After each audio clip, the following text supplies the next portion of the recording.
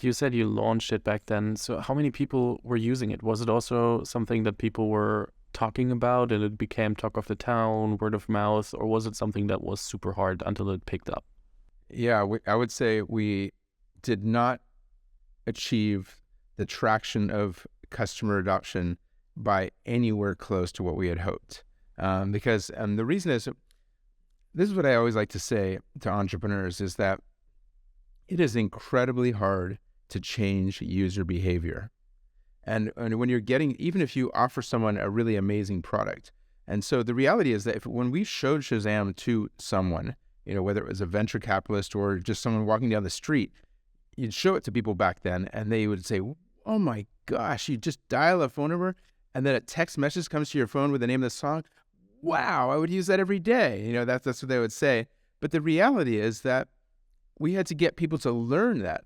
We had to get people to learn that there's a phone number you can dial, and then you would, identify songs and get a text message back to your phone. And whereas apps don't have to get people to learn that there are apps, right? That's an understood behavior. It's an understood behavior that there's an app store that you can download apps and that you can start using them. We didn't have that advantage. So we had to literally take all these millions of people that had mobile phones and tell them there's something new you can do with your phone other than make phone calls and send text messages. And it's do this music identification. And getting the message out was very, very difficult. We had a whole marketing budget. We hired a premier marketing person that had run the largest radio station group in the United Kingdom.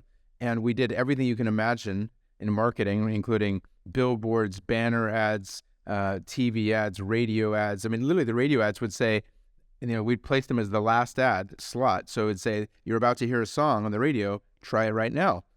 Perfect, right? We had hired people to walk into bars and tell people in bars you could use this.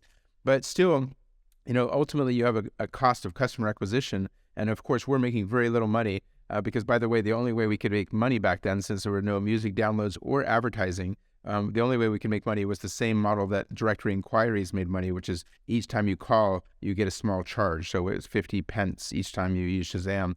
But, it costs us more than 50 pence to get a new user, right? So, or more than the 50 pence times the number of usages. So the reality is that we had, I don't know the exact numbers, but we'll call it tens of thousands of users, right? Compared to today where Shazam has hundreds of millions of monthly active users.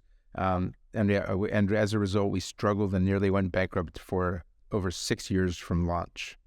The only real uplift was when there was an app store. You decided, okay, we have to be on there, and then everything was a completely different story.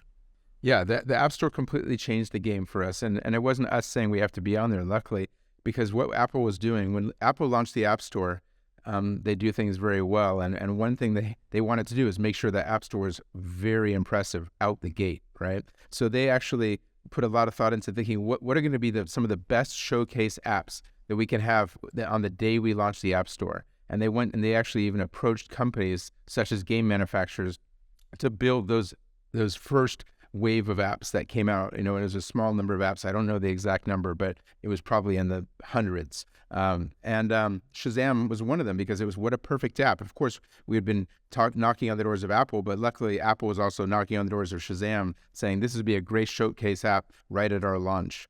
The answer is when we launched the App Store, that solved all our problems. Of course, we then needed the number of iPhone users to grow because back then when the App Store launched, I think Apple had sold maybe 1 million iPhones, right? Or not much more than that. We then had to watch that market grow to tens, hundreds of millions with both iPhones and Android. It completely changed the game. And the reason is it eliminated all the friction, right? Because you don't have to memorize the phone number. That's friction. 2580. Now you just have an app.